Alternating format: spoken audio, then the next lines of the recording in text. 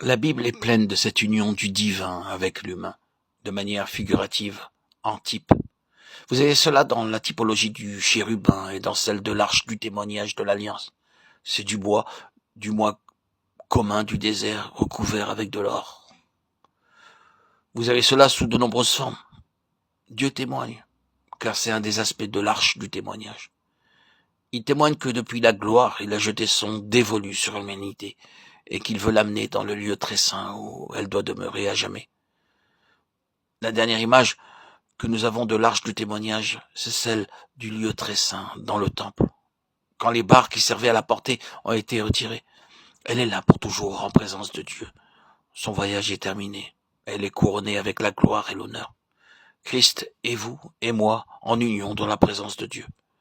Je dis que c'est le centre de tout le reste. Et si vous et moi avons besoin, comme je l'ai dit, d'assurance et de confiance, souvenons-nous que Dieu a établi une alliance d'amour avec nous pour faire cela.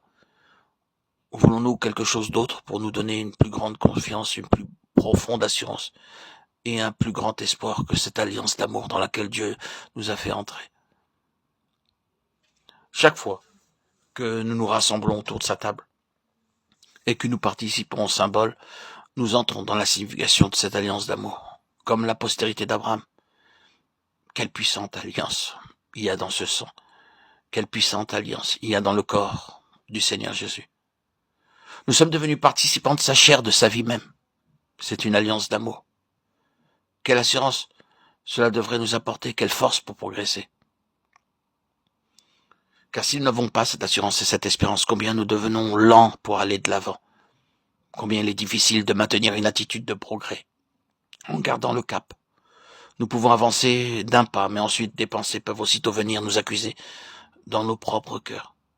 L'ennemi vient à cause d'une certaine chose qui est en nous, et nous nous retrouvons deux pas en arrière. Un peu de progrès et puis un peu de repos, pour nous retrouver ensuite là où nous étions partis, à cause de l'incertitude qui se dégage de notre humanité. La force absolue qui nous donne cette certitude pour continuer est dans la foi, cette humanité qui est dans le ciel. Nous voyons. Cette lettre se termine finalement par tous ceux qui ont couru cette course de la foi. Et il y avait parmi eux beaucoup d'hommes faibles. Ils ne sont pas les meilleurs du monde en eux-mêmes. L'histoire de leur échec étant des hommes avec des passions comme nous-mêmes. N'est pas couvert par le Seigneur. Tout est pleinement exposé. Mais ils ont couru la course. C'est pourquoi il est dit,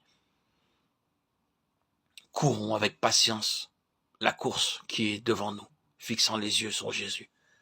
Hébreux 12, 1, 2. Couronné de gloire et d'honneur. Hébreux 2, 9. Il est le garant que nous serons couronnés de gloire et d'honneur par la foi en lui. Vous pouvez avoir aussi une petite foi en vous-même, que vous voulez.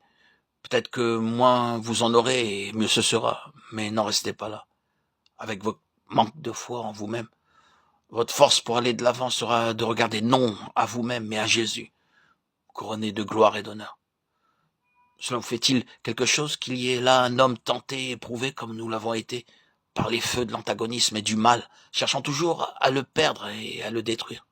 Il est passé par tout cela, il a triomphé, couronné de gloire et d'honneur. L'a-t-il fait pour lui-même? Non. Il le faisait pour nous. Notre force pour marcher se manifestant rien qu'en regardant à lui, tout simplement. Nous décentrer de nous-mêmes pour porter notre regard vers le Seigneur, celui qui a remporté la victoire,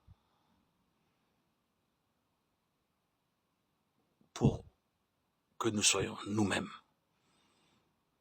vainqueurs.